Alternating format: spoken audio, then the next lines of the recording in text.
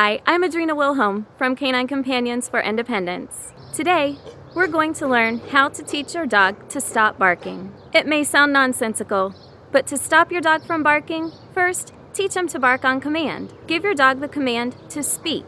Have someone immediately make a noise, such as knocking on the door, that is sure to make your dog bark. Let him bark 2 or 3 times, then stick a tasty treat in front of his nose. When he stops barking, to sniff the treat, praise him, and give him the treat. Repeat until he starts barking as soon as you say speak. Once your dog can reliably bark on command, move on to the quiet command. Teach your dog that barking is okay until told to be quiet. Simultaneously, hold a treat in front of your dog's nose. Most dogs get quiet immediately because they can't sniff and lick the treat while barking at the same time. Praise your dog continuously during his quiet time with petting and words of encouragement. When your dog makes a mistake and barks, and he will, reprimand him immediately. Never strike your dog, but do something that will catch his attention, such as clapping loudly. As soon as your dog stops barking, you must instantly reward him.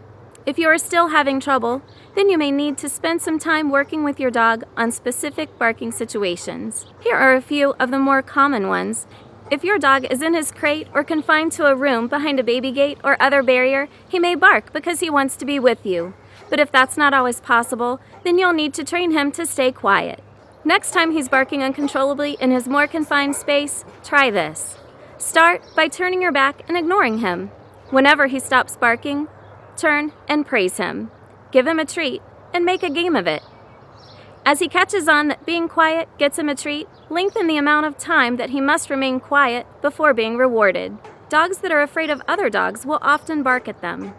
Have a friend with a dog stand out of sight far enough away that you know your dog won't bark at the other dog. As soon as the friend and dog come into view, start feeding your dog lots of treats. Keep feeding treats until the friend and dog are out of sight.